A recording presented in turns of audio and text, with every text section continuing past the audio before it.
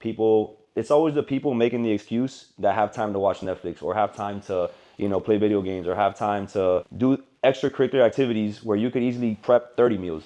Just because you look a certain way doesn't mean you're necessarily feeling good, doesn't mean you're That's necessarily true. healthy, which is like becoming more and more popular now. I think it's very, very important. I think that if you're not consistent, like you don't stack enough of those small wins, you'll never have something to show for. You'll never have a victory. Welcome to Inside Out. This is our third episode and my second interview with a guest. This is Mac Method Fitness. Welcome. Thank you for being here. Thank you for having me. The goal of this podcast is going to be for people to be inspired to live a healthier lifestyle, get fit, and follow their dreams the way that you have. For me, I am starting this podcast and the people that I'm having on really mean something to me. It was, I don't know, whenever I envisioned myself doing this, you were a person that was like at the top of the list always, and I'm so honored and thankful for you to take your time to be here with me today. You honestly made a huge impact in my life. We met about 4 years ago, right after Karim had been born, and Kirk and I started going to the gym. It was, he was 2 months old and we would take him in our stroller. Time flies. And and we were there every single day and you were training us, and I was postpartum and trying to get back to my pre-baby weight. Yeah, we were there every day. I have such fond memories of that time. It was a whole year that we would go every day. And at the time, I think it was the first time that I ever really trained with someone in the way that I trained with you, and the first time that my muscles ever grew and I saw like the shape of my body changing in the way that I wanted to. It had never done before. Change my life and make it a part of my life. Since then I've changed my life in a ton of other ways. I've started reading a ton of books, and I took a health coaching program, and here we are today. I'm on this journey of personal development and challenging myself, but I really have to say that a huge part of that impact began 4 years ago with you. So thank you so much. Thank you for trusting me. Thank you. All right, so I'm going to start out with a rapid fire questions. It's called the Inside Scoop, and we're just going to get to know you a little bit better. All right. So it's going to be kind of like the pre-workout. Okay. All right. All right, so what are you currently obsessed with? Currently obsessed with right now? Man, that's tough. Honestly, my recovery right now. Like I've got this new obsession with sleeping as best as I can. Making sure I get in the sauna as often as possible, making sure I'm getting enough protein in, making sure I'm doing mobility work, because I'm big on blood work, right? And getting my blood work back, it really showed that I need to start emphasizing my recovery more. Like I'm basically overworked. So I'm a type of person where I'm very obsessive when I find interest in something. So I would say my recovery right now is like my biggest obsession. And I'm sure a lot of people need to focus a little bit more on their recovery. Absolutely. What music are you listening to? I mean, I'm a big hip hop guy. I've always been into hip hop. 90s hip hop, 2000s hip hop, more than this that's out now. 90s and 2000s for sure. I love that, and especially working out. I love working out to that. For sure.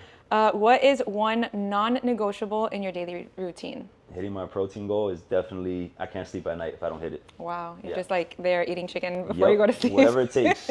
Eating chicken, drinking egg whites, whatever it is. Okay, what helps you come back to yourself when you're feeling off? Probably just a workout, to be honest. Like a workout is where all this started, So I would just say if I'm going through anything, bad mood or bad anything like a bad time or a negative mindset, just having a workout, and it just brings you back to like what's important. Awesome. What is something you eat every single day? Eggs. Eggs. Every day. Eggs. Me too. I love eggs. Eggs, non-negotiable too. What's your favorite thing to train? Favorite thing to train? I would have to say legs. Yeah. To be honest. Yeah, legs. Which is not common for men, right? Yes, exactly. But it's like it's the most important. That's my favorite too. All right, so let's talk a little bit about your background and your story. I've did a lot of research before this podcast, so I know it all. I wanted to focus on one part of your story, which really was to me like, I don't know, the coolest part of your story. You met a client and they asked you, hey, how much, I believe in you. How much is it? You should open up your own gym. How much does it cost? And he had you go like run around and get all the numbers and figure out how much it was. You came back to him, you told him it was like 60, 70 grand. And he said, all right, I got you. Like, we'll do this whole thing. And then you went, you got the space, you rented it, you put your name down, you called him, and then he ghosted you. Yep. So that was honestly like one of the best, worst things that could have happened to me.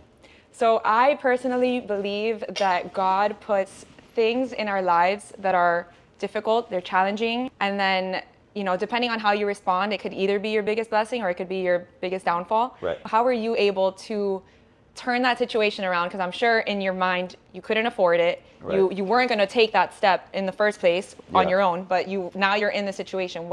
How did you like say, okay, I'm gonna figure this out? I mean, for me, it was like a fight or flight situation, you know, and I knew everything I had to lose and I knew everything I had to gain. So it was like, okay, I gave myself no other option but to figure it out. And that's actually like how my business even made it to that year, which I think that was like my 4th year in the business, was just like constantly having my back against the wall and telling myself, okay, I have no other choice but to get creative and find ways to be a better entrepreneur to keep this business alive. Honestly, it just like forced me to become a better businessman, right? And get better with numbers, get better with marketing, get better with strategizing, you know, how to bring in more clientele. And nothing, I just kept doing what I was doing, but I just honestly put my mind in other areas more towards the business versus the actual training of the client, you know. And with that shift in where I put my time and my effort, the business became better than it ever was. The brand grew more than it had ever been, you know, more than what it was before this. So it wasn't like, you know, overnight I found the funds to do it. It was more like, okay, little by little, I'm gonna put into the business what I can, you know, kind of like we were talking about controlling the overhead before you go all the way in, you know, so you can grow properly. Just becoming a better businessman. Okay, and how old were you at this time? At this time, I was 25 at this time. Okay. 25. And so in my first podcast, I spoke a lot about like your why and figuring out your why. And I think that, at least for me, is what can get you to places that you know, maybe wouldn't have been able to get without having a really strong why of like, why am I doing this? Because at times you're like, forget it, I'm not going to do it. Maybe you could have said like, I'll just, you know, I don't know if you were living at your parents' house, but like I could just stay there. I don't really need to. But like you made it work. You kept on. You were like determined. What was your why in that moment? Honestly, my why in that moment was like, I've already come this far. There's no way I'm going back. And the reason I came this far was to prove to, at the time, it was to prove to my parents that this could be something successful, right? Because now they're obviously like my biggest fans, right? But when I first wanted to do this, starting in their garage, they were like saying, okay, this isn't anything serious. You know, you can't take this that far. You're wasting your college degree. Like, there's no 401k, there's no insurance, there's no nothing. Like, which, like looking back, right? That's what risk is all about. That's what anything great requires, is you got to take a risk. So they were right. There was a lot of risk in it, especially when my whole family is like, you know, blue collar, firefighters. They work at banks and stuff like that. So I understand where they're coming from, safety first. So for me, it was just like, I had to prove to them, that was my biggest why, is that this could work. Like if I put all my effort into it, I was going to get this done. You were going to find a way. Yes, I was going to find a way. Now I want to talk a little bit about the importance of fitness in your life and in your clients' lives. I want to talk about muscle mass for longevity and like, It's a very common topic now. Like, yeah, people and are big on that. And it's everyone's talking about it. And Right. I mean, that's one of the reasons that I train now, isn't just to look good, it's to feel good. And I think of when I'm older, like right. Longevity. Yeah. Fitness, at least in my life, it plays an important role, not only just in like physical longevity, but mental health as well. I can just tell right away, you know, I'm in a better mood once I get a workout in. You know, you're more clear. I'm also more productive. You know, I have more clarity. I'm more focused, and just I feel sharper as a human, right? Whenever I'm working out consistently and I do something after I work out. And there's actually a lot of studies that show now, they've done with different groups, where one works out before an exam and then the other works out before an exam. They've done this in colleges a couple of times already, and they show the differences in test scores, you know, between a mind that just worked out versus somebody that hasn't worked out at all, somebody who's sedentary. So, and there's actually a very big correlation with blood flow to the brain when you work out. Wow. So it's not just like, oh, I feel this way. No, there's a science to it, right? And then as far as like obviously being in shape and having more muscle mass, there's a science to it, proving that your body fights off, you have a stronger immunity, you know, your body fights off diseases better. Muscle mass also, like, people don't realize this, but the calf of the leg is basically like the second heart of the body, you know. So just having more muscle, you have Really? better blood flow. Yeah. Never heard that. Yeah. The calves are the second heart of the body. Wow. So think about it, right? So the heart's up here, the calf's down here. What comes down, it has to come back up. So the more efficient your blood is being pumped up, the more optimal your blood flow is going to be. So is it good to have like strong calves? Is that? Yeah, I mean, strong legs in general, Okay. right? Because like this is something that people I think are learning more and more now, is like having massive muscle size doesn't exactly correlate to strength. Okay. You get me? So you don't have to have the biggest legs, but for sure the stronger they are, the more effective, they're going to be at providing that source of blood and having that benefit for sure. Okay. That's another reason why I love training legs. Burns the most calories and has the most benefits. Yeah, they're the biggest muscles, like the longest. Correct. And you're using your core more than any other muscle, any other muscle group you work, you're using your core. And it's what stabilizes like the rest of your Everything. body. It's like your trunk. Yeah. Yeah, correct. And like I've even learned stuff back when I was in college, and they talk about how like certain upper body injuries come from imbalances in the lower body. Wow. So it's like you build a house, if you have something below the house, the foundation that's not sturdy enough or not built correctly, even the roof is going to feel it. Yeah.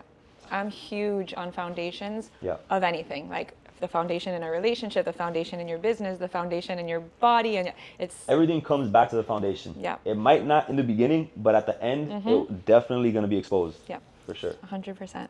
What would you say are the 5 most important things to prioritize to live a balanced and healthy lifestyle? Rest and recovery for sure. So sleep, nutrition, your diet, definitely making sure you're eating the right nutrients, you're eating clean. The next thing would definitely be blood work, getting blood work done for sure. I think people are diving more and more into science because of the fact that there's so many benefits of knowing like what's actually happening in your body and what you're deficient in. How often do you do your blood work? Every 4 months I do it, which like started 2 years ago. Yeah. 2-3 years ago. And you just feel like empowered, like I Yeah, feel for sure. Like when you get know the exactly results and what's going on, and then you also get that confirmation that like, hey, the lifestyle that I live is actually working. And then I'd say the simple one is just fitness, like working out, movement, like getting movement in. And I tell people all the time, like aesthetics are not everything. Just because you look a certain way doesn't mean you're necessarily feeling good, doesn't mean you're necessarily true. healthy, which is like becoming more and more popular now. Like you see as like pickleball is growing big time, more people are getting into like high intensity sports, things that are cardio, more aerobic and less anaerobic. I think just movement, like honestly just movement. But it's simple. Like I think people try to overcomplicate things and like bring all this extra stuff to the table, and it's so simple. Something that you enjoy and just move your body. Exactly. What do you suggest for someone who is starting out and feels completely lost or intimidated to go to a gym? Somebody who's intimidated to gym starting out, I mean, honestly, it's so simple. You can just start with walking. You can start with walking. You can start with doing things in private. Nowadays, there's so much content and so much information on the internet that you can literally train. I mean, the basics, right? You can start off with the basics at home, and you don't necessarily need a trainer to take it to the next level right away. You can just start building, like we said, a foundation at home, doing the basics. So think about it, like somebody who's obese, somebody who's, over 30%, 40% body fat, and they're like, I just want to have better blood work. I just want to move better. I want to feel better. Instantly, just starting to walk, starting to fast, starting to make sure your hydration's on point, burning an extra 200, 300 calories a day, you're already going to be 10 times better in a month than you were the month before. Yeah. And then just remember there's building blocks, just little by little. I am huge on that. I think people get so lost in like the goal that they're trying to get to, and it becomes so overwhelming, and then you just give up like right away. And it's like just the small little changes, consistent over time, is 100%. What is gonna. I love that. Walking is like you could just start with walking. Stacking the small wins. How about incorporating healthy eating when oftentimes it's more expensive or less convenient than the unhealthy options? What do you suggest for that? Okay, so one, I want to like address that because it's already there's so much BS to that, right? Like people talk about it like if you're talking like $100 for an organic chicken breast versus like $5, like it's not that much of a difference, Is it 5 to 10% maybe more expensive? Yes, but it's not that dramatic of an increase. And even then, right, if you don't want to eat organic, that's fine. A regular chicken breast is still better than a chicken sandwich from McDonald's, You don't need to necessarily, and then also it's like it's always the people making the excuse that have time to watch Netflix or have time to, play video games or have time to do extracurricular activities where you could easily prep 30 meals. I love that. You're like calling BS on it. It's an excuse and that's it. One of my favorite things to tell a client is like, especially like a younger client, is like, Well, if this lady with 3 kids that also works a job can do it, what about you? You know, like there's no excuse. Yeah. So It's a choice, and that's it. it's all mental. It Yeah. just starts with like what you want to accept and what you don't want to accept in your own mind. And at the end of the day, the money's going to be spent on something that's Correct. not good for you, or 100%. like not as good for you as eating well and making the good choices. 100%, which is like you're literally investing backwards. Whether it's on BS or on doctors, and Right. if down Yeah, the or line. medication that's going to cost twice as much. It's going to have twice as many side effects, which is just going to take you down a slippery slope. Like, So what are some of the low-hanging fruit that you suggest people start with when they start wanting to make changes to their life little by little? You said walking is one. walking, Anything else? fasting, Okay. like eating in a certain window. You know, Okay. that makes it easier right away to like build a healthier relationship with food. Because a lot of people just constantly feel like they got to be picking at something, eating Yeah. something. You know, and that's easy to eliminate when you start eating more for like fuel versus like pleasure. And it doesn't cost anything. And it doesn't cost anything, and it's free. You know, so that. Then the other thing is making sure you're hydrated. That's free. You know, just making sure you're hydrated. That alone will make you feel better. Okay. I've heard people say, "Hey, just from like watching like the amount of water I drink and drinking enough water, I feel like I have more energy." Yeah. Like they thought they needed more caffeine, but really they were just dehydrated. Hydrating properly, eating within a window. You know, intermittent fasting. Movement, just getting some steps in, walking, very, very simple, anybody can do.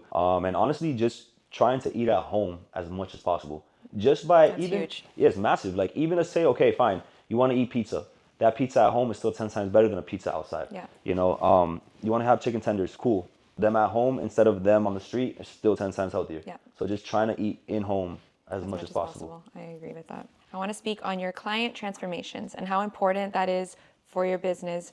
When you get a new client, are there any signs or indications that this person will be determined to reach their goals versus the ones that will most likely end up quitting or not making much progress? Is there something, and you've had plenty of clients over the years, Yeah. is there something that you're like, okay, this one's gonna, or are you sometimes just completely surprised either one way or the other? So yeah, there's always gonna be like those that catch you off guard. Like, you know, I've had, and Chris as well, we've had some clients where you think like they're just gonna, the first month or first 2 months, they just kind of mess around. They show up late to sessions, miss sessions. They never send proof of cardio. They never send proof of their meals. And you're kind of like, yeah, this one's not going anywhere. And then 6 months later, you're like, holy, you know, like this is insane. I did not expect this. And they just turn up out of Something nowhere. clicked, yeah. Something clicked, they lock in. And so there's always that one off. But for the most part, like somebody will come in, right? And you'll get to know them on a personal level and they'll open up to you. And just when they open up to you, you'll be able to tell, okay, does this person have like a serious mindset or real, like a valid source of motivation, you know? And The why. yeah, like a valid why, right? And Yeah. some might be like, yeah, you know, like I just got out of divorce, or some might be like, hey, yeah, like I just got my blood work back. I'm sure those are successful most of the time. Yeah. The revenge bodies, Yeah. for sure. The revenge bodies. And then like the ones who were like, hey, look, I just got blood work back and my doctor told me like I'm cutting my life by a lot if I don't change this or change that. Those are normally pretty serious about it. But yeah, I mean, there's not a lot of reasons other than like you just gotta have some type of personal like motivation inside. You know, there's either that, like you said, the emotional, like the revenge, or there's like the blood work. I need to do this. And I mean, hopefully, if somebody's spending their money and like that commitment, Right. they're more committed and Right. they're going to make the change. But it's not always the case. True. Is there anything you think people can do to increase their chances of success when they're starting out on this? Constantly remembering your why. You know, like why you started, why this means as much as you said it does, to yourself, and really just like remember, like we talked about, stacking those small wins, and don't beat yourself up if 1 week you lost 2 pounds and the other week you lost 1 or 0. You know, like just remembering the small wins. Love For that. sure. And yeah, one of those clients that was just all over the place for years and then just snapped out of it was Kirk. Yeah. That's Something clicked. Kirk is definitely one, for sure. All right, I want to speak on consistency and determination. Okay. Both in your business and in your fitness journey and the journey of your clients. Like, how important do you think consistency and determination are? I think it's very, very important. I think that if you're not consistent, like you don't stack enough of those small wins, you'll never have something to show for it. You know, you'll never have a victory. And then determination, of course, is like you gotta want to do something with effort. You can't just think walking into the gym or putting the plate, you know, of vegetables and chicken in front of you is enough. Like you need to go hard in the gym. You need to actually finish that plate. So you got to be determined. You know, I think Yeah. it's extremely important. I was watching one of your videos on YouTube and it was like I think it was like the 5 things, something, but it was about intensity. Right. And you're there like sweating and you can barely breathe. Yeah. And you're like, you have to work out with intensity. And I was like, damn, I need to start working out with more intensity. Intensity, yeah. Like I tell people all the time, if you're able to just like hang out, be on your phone, talk a whole conversation, like if nothing, you're not going intense enough. Yeah. You're not. I personally like to be very intuitive, and like I don't like to do things that I don't enjoy. So like cardio, I don't like running. I'm not going to run, but like I like. Me either. It's just not my thing, and it's never going to be. And I tried. Right. I like to dance. I like boxing, but other than that, I'm really not a cardio person. I do like weights a lot, but I like doing things that I enjoy. If I don't like it, I don't want to do it. Which is important. Yeah, and I think there's so many options out there that people just need to maybe try more things to find the one that they are enjoying. But where do you draw the line, or how do you know when they just don't want to do anything, or they just don't like something? For me personally, I'm like kind of trying to reevaluate my workout situation, because I'm getting to the gym and I'm like sitting in it for 10 minutes, like sitting in the car for 10 minutes before I get off. And I wasn't doing that before. I'm like, do I need to just push through and keep going and force myself to do it? Or should I reevaluate and see if there's some change I should make? Change routines or something. Yeah.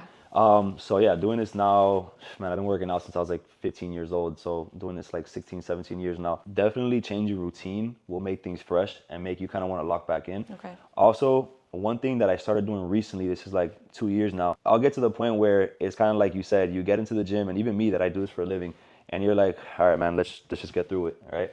I'll take 2 days off of actually lifting weights, and I'll go play basketball, or I'll just do like some mobility work, or I'll do some like some skier, some rower, stuff like that, right? Just to get some movement in my recovery. And then taking that 48 hours away from it makes it feel like, okay, I want to do it now. Like it gives you the urge to do it again. You missed it a little bit. You missed it, right? And think about it. What is 2 days off in the grand scheme of things when you're doing this almost every single day for so many years? It's not a big deal. Kind of just sometimes taking a small step back, like they say, to take 10 steps forward, it's not a big deal. Okay. Or just, change the routine as well. Changing up the reps, changing up the tempos. And sometimes even like switching goals is fun, if you say, okay, I want to have a goal to hit this PR on a squat. All right, cool. Now the next 12 weeks, I want to have a goal to hit this PR on a bench or whatever case may be. I'm doing that now with my hip thrusts, and honestly, like once I get, and it's been super motivating. I'm like, I'm excited to go to the gym every week with Chris to do that. And yeah, once I hit that, I'm going to have to like do something else, because I don't think I can keep adding to that one. But I think 600 pounds is going to be pretty up there. Yeah. One of the places we shop at every single week is Josh's Premium Meats. This is where my family and I buy all of the meat for our home. We try to keep our diet high protein, and this makes it so easy. This is where we get the ground beef I use for our lasagna or taco nights, or the churrasco that we grill at home. And when we want to feel a little extra fancy, we grab a tomahawk or A5 Wagyu. Once we started cooking with their meat, it felt like there was no way to mess it up. It came out good every single time. And it's not just Kirk and I that love it, it's the kids' favorite too. Okay, we're going to do some hot take topics. All right. What are your thoughts on Ozempic? Oh man, I'm a big like natural holistic guy, right? I'm more into like the holistic like vitamin side. If you're deficient on something, I like I work with a doctor right now that he deals with most of my clients, and he always says let's start with the least possible, right? So he goes with the most natural route possible, whatever vitamins you're deficient in, and then once we get you optimal, if you're still not functioning how you're supposed to, then we can add in like the peptides, the Ozempic, stuff like that. I have nothing against it if you've already tried everything before that, like I like to say, the hard work or like the harder route. I have nothing against it, but I think like people who are, 150 pounds and they're only 20% body fat, like why are you abusing that drug? Okay. I agree with you 100%. And it only sets you backward, right? Because when you get off of it, not only do you gain the weight back just as fast, but you also have less muscle than when you started. Yeah. So it puts you in a hole. Yeah. So I think then the other situation is if you're 400 pounds and like you're already on the way to heart disease, you're pre-diabetic or diabetic, you have all types of issues, then it's like you got to take the better of the worst, right? Yeah, you like, got to try anything at that point. Yeah, at that point. That's going to and help like you. anything is better. Even if you lose muscle mass in that situation, you're still going to reverse most of the damage you have. But what's important is that you continue working after you've used it, So that's really my take on like Ozempic. Now, I know it's super popular everywhere. Everybody's using it. But I just think if you use it with the wrong mindset, that's where it's not good. Yeah, I thought about it so many times because I wanted to lose 10 pounds. Basically, when I started like 4 years ago, I just kept that like 10 pounds from my baby weight all that time. And I was like, I just never could do it because I'm like, what is those 10 pounds? if I don't learn how to lose the 10 pounds, I'm What just good gonna. is it if you lose it the first yeah, time? and if I don't, unless I want to stay on it forever, which I don't. So it just Exactly. logically didn't make any sense to me, and that's why Correct. it's not worth the risk, because at the end of the No. day, we don't know. But like Right. you said, if it is something that somebody needs, then Right, it right, makes right. sense. It's like if you're already in such a position that you need it, like truly need it, Yeah. you know, you're already at the end. Like you're already at a place that's so bad that it doesn't matter if you start taking that. Yeah. You know, you can only benefit from it. Yeah. What are your thoughts on plastic surgery? Plastic surgery. I And mean, obviously, I'm talking about body, because right, right. You're talking about like different. BBLs and stuff like that. Yeah. I think it's a joke. Like I think like anybody who does that, they should have tried working out first. You know, at least if they hadn't tried working out first. And you've seen the way that. Yes, I've seen that- it backfire. No, but I'm saying like that muscles Oh can yeah, change yeah, of your course. body actually. Yeah, of course. I've seen how drastic people can look. Like the change can be if they do things just putting in the work, you know. But like I say, it's to each their own. So I'm not knocking anybody who does it. I just think it's funny. Like, you know, getting a BBL is, to me, is just like you just wanted to skip certain things, you know. Especially like if you get a BBL and then you start going to the gym. To each their And own. liposuction. I really would have to see like what's your reason behind it, Okay. you know? Because at the end of the day too is like, okay, let's say somebody's put in the work, right? Which I've had this situation too. They've lost 100 plus pounds, or even almost 200 pounds, and they've put in the work. They've really ate, you know, correctly. They've done everything. They've dedicated themselves for a year, 2 years, and then they're left with that skin because they've lost so much. You 100% like earns the right Go to get do a that. tummy tuck, Yeah, yeah, go like whatever. 100%. I mean, like, at the end of the day, I think there's like certain things that you can't. Yeah, you can't. No matter just how do hard you try, in it's the gym, not or gonna. you can't just do in the kitchen, right? Right. You know, and that's like I truly feel like, you know what, like there's nothing wrong with that. But There's I think nothing some wrong with people try to just go the surgery route, and there's so many, like, it's not the perfect solution that. either. No, I've had people that go So- the surgery route and they regret it. Yeah, it's a lot about, I think, like you said, thinking about why, what are your goals, what are you trying to achieve? Like Correct. anything you do with a lot of thought behind it first, Yeah. I think is The way you to know, go. Yeah. For sure. One more hot take. What do you think of PP trainers that either make inappropriate comments, or honestly, I'm sure there's some that are like super forward, but even just like the slight touch when you're not supposed to, or like lingering hand, like what are your thoughts on that? Because you know it's very Yeah, common. yeah, yeah. I've heard stories from like other clients with past trainers and stuff like that, and I've like heard of it. But I just think it's creepy. Like I just think it's weird. I just think like, I mean, there's gonna be people who are unprofessional in every industry at the end of the day. So like, it's just creepy, you know. It's just there's creeps just don't everywhere. do it, Yeah, just right? don't do it. I mean, that right there alone tells you how far your business is gonna go, and just tells you like what level of professionalism or what standard you carry for your brand. That's it. But I don't know. I feel like it's also like human nature to like to just test, and like some people just can't help it, Well, even if you they're gotta not have creepy. It's self-control, like you know? it's just so Like- I don't know why it's such a common thing Yeah. in that. I've been on the other end too, you know, where like it's the client and not the trainer. So I'm sure there's that. You know what I'm saying? So like it's not just the trainer sometimes, it could also be the client For as well. sure. So I think it just comes down to like people just are gonna be people. Yeah. You know, like what are you gonna do? You know, especially like when you're in that, it's everything is physical. The person feels comfortable with you. Yeah. And it's just a close space. It's a Yeah. very close space, you know. Well, I wanted to talk about the culture in your gym and how that one of the amazing, like many things that I loved about going to your gym is that was never an issue Right. whatsoever, which Never is will so, be. and it's just so nice to like feel that it's like zero, you know, Right, with right. you, with Chris, It's with just anybody literally there. work. It's just, yeah. Yeah, like- But besides that, I think what you built at the lab is like the private, like I don't think there's anything else, or I haven't come across anything else like what you've built. And it's the privacy is amazing. The way that you train, like for me, made me fall in love with working out, because the way that I always saw it was like either somebody screaming at you or like pushing Right. you We too teach. much. Yeah. And for you, you're just very like how you are here. Like it's Right. just very matter of fact. Like you give the person the tools, you give them the information, they're gonna do what they want with it, but you don't have to be there like Correct. drilling into them. And it's just very intentional, very slow, very, very purposeful. Right. And for me, I've always thought you'll get your point across the best if you do something with a purpose behind it. Right. So it's like if I tell you, okay, me now we're going to do this exercise like this, you know, your feet are going to be at this angle, you're going to be in this position because of this reason. Giving the Cues and giving you the information behind knowledge. it. Right. Not Yeah. only does that give the client more trust to, you know, lift whatever you're giving them, but it also gives them that like that comfort, you know, that confidence that they can believe what you're telling them is going to get them that It result. gives you credibility. Right. Yeah. And when you have that belief, you have that trust, a client will run through a wall if you tell them to run through a wall. Yeah. And the more that they believe you, Absolutely. you know, and the more they believe you, it just goes hand in hand. The results will be better for everybody. Yeah. You know, so yeah, purpose over screaming and hype and all that, and like that whole military boot camp style, I just feel like that it's dead, Outdated. you know? Yeah.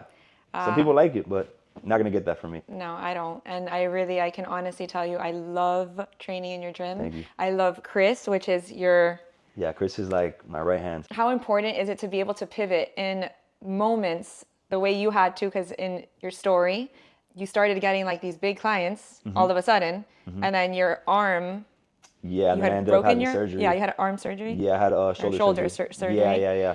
And then you needed somebody to Yeah. help you. Kind of start running the show a little bit. I think it was extremely important, and me and Chris talk about this all the time. Like, Chris and I are like Shaq and Kobe. You know, like both of us, you know, bounce off each other, right? And if it wasn't for me bringing Chris in and putting him in that position, and Chris like accepting that and growing with it, because you know, obviously, like it doesn't always work out. Sometimes, you know, you bring somebody in and you guys don't see eye to eye on things, but Chris, I was very, very rough on Chris in the beginning. Still have our times, but he took that criticism, you know, really well. That he has a very hard shell. He took that constructive criticism very well.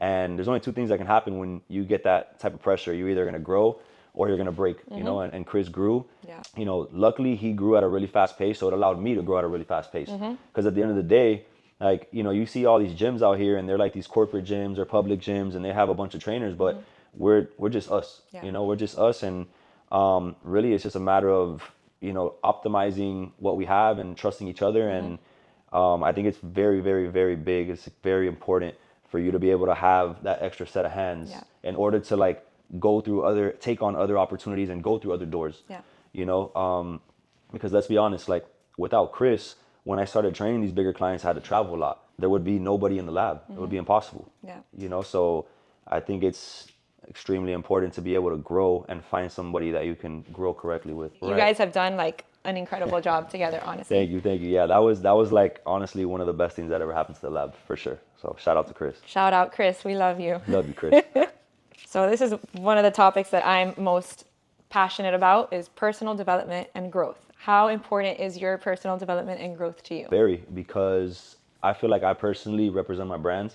So in order for my brand to continue growing, or whatever I do on a personal note is going to affect my brand, I think it's very, very important. You know, I think the way I carry myself, I think the relationships I build with other people, who I associate myself with, you know, like you guys. I think it's very important on my character, on who I am, the opportunities that can present themselves. I think personal development is more than just personal, it's more than just you. I think it's also the people you have around you, and I think it's who you decide to grow with. That's you a know? great point. I love that. So yeah, that's really my take on personal development. Okay. It's not so personal. I love that.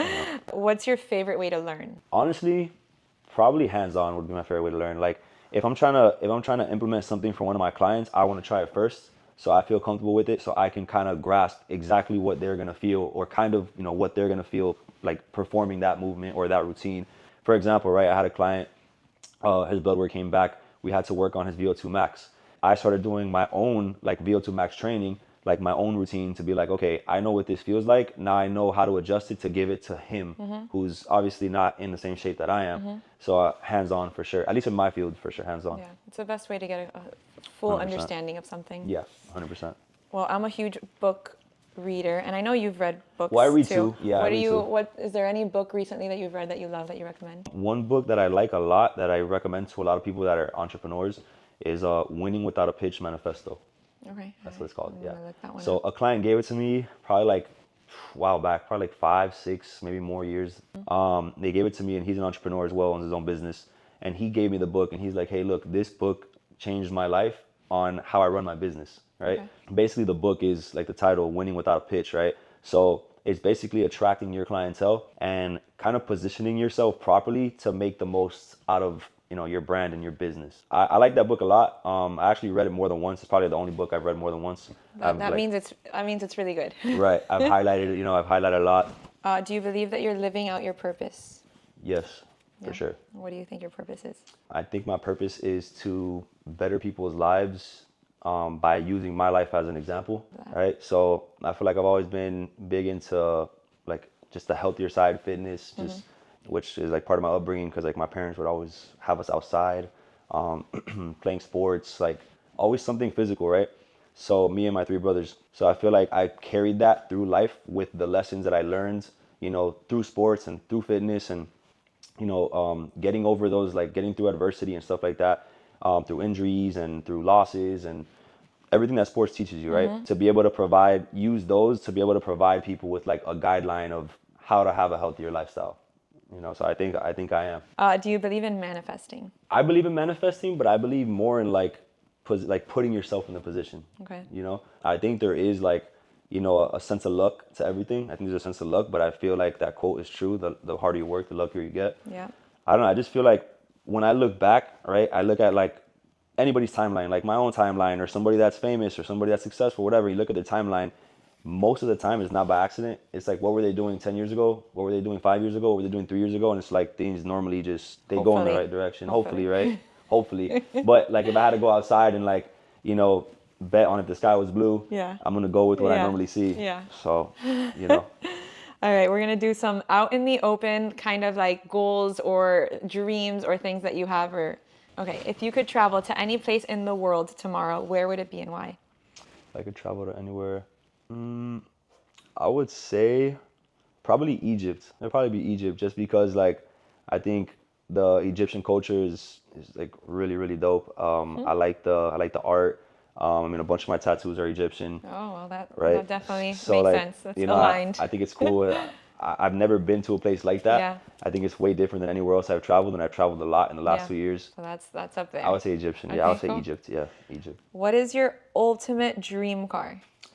Ultimate dream car. It's funny. I used to be really big into cars. I know. I was really big into cars, and like as I've gotten older now, like I can care less really. Yeah. It could be like, I would don't say know. maybe like a Rolls Royce or something. Okay. Something comfortable. Yeah, I you like know? that. Something comfortable. Something like if I had one for sure. At that point, I'd have to have a driver. For sure. So the Rolls Royce plus the driver. Yeah, Rolls Royce has to have a driver. Okay, that makes sense. What is the biggest goal you're currently working toward? My current goal I'm currently working toward, I would say being present. Like right now, like enjoying each day, enjoying the moment, being able to enjoy the fruits of my labor over the last 10 years, like on a day-to-day basis. That's such a good goal. Yeah. I love that. Like honestly, just, yeah, working on enjoying the day. What's a dream brand you would love to work with? Honestly, I mean, growing up, it's like all I wore. And like even now, I'll say Nike. Yeah, Probably Nike, yeah. Nike's a cool one. Yeah, I'll say Nike. And what is something you want more time for? Something I want more time for? I mean, probably my son when I have him, very, very soon. Well, So I would say there's no better reason, yeah, you know, 100%. has to be that. I love that. Awesome. Well, thank you so much for joining us today. This was an you. amazing interview. No, thank you for having me. Thank you for having me. I appreciate you so much, and yeah, I'm excited to keep training For sure. and keep living this lifestyle that you started for me and for Kirk. Absolutely. And thank you guys for trusting me. Thank you. Where can everybody find you? You can find me on Instagram, MacMethod, MacMethod. Awesome. Well, thank you so much for joining. It was great. It was a great interview, and I'll see you guys next week. Thank you so much for spending this time with me. If something in today's episode resonated with you, I'd love for you to subscribe, leave a review, or share it with someone who needs it too. I'll see you next time. Until then, keep choosing to live from the inside out.